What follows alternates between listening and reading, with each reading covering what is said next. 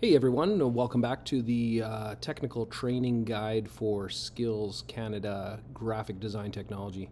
Today we're talking about logo Pantone formats, and logos are commonplace. Doesn't matter where you are competing from, usually there will be some sort of a logo component to almost every competition.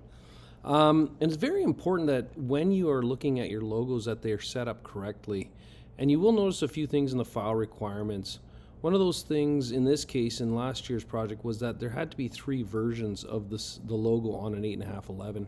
So 3 versions, one exactly at 5 inches. This word exactly is very important.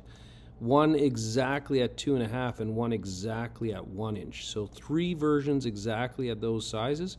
And this particular logo required 3 spot colors, and those 3 spot colors were not allowed to have any tints, meaning that they couldn't be transparent in any way. They had to be at 100% when the colors were used. So this information is very important because now we're going to look at how that relates to the actual file.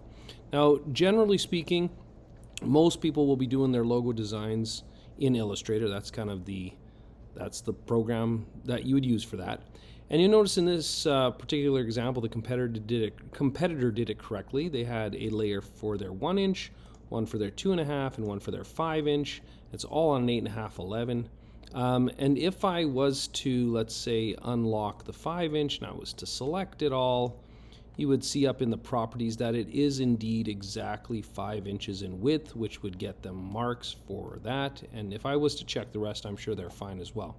So the first thing we're going to check is the colors. And so if I go to the swatches and I look, you'll see that I have 3 Pantone colors, just like the booklet had asked for. And if I go to Window, Separations, Preview, I should be able to turn off each one of those colors. Okay, so I'm just going to turn on Overprint Preview.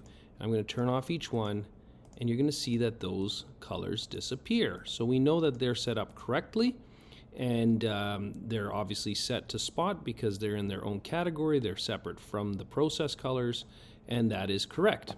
All right, so that's the first thing you want to check. The other thing we wanted to mention here was that sometimes people will use these custom brushes, okay, like you see here.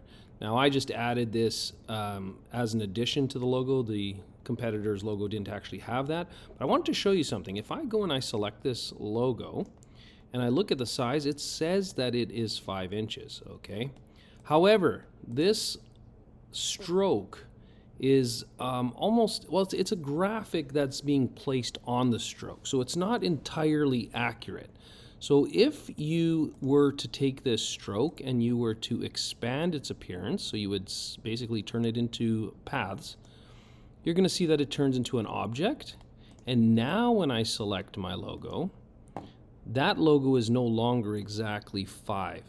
It is now a little bit bigger, and that would lose some marks on the project because it does ask for exactly 5 inches.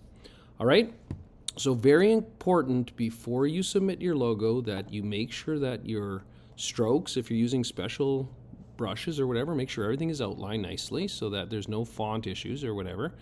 Make sure everything is outlined and double check that the size is exactly what it should be and that it hasn't changed.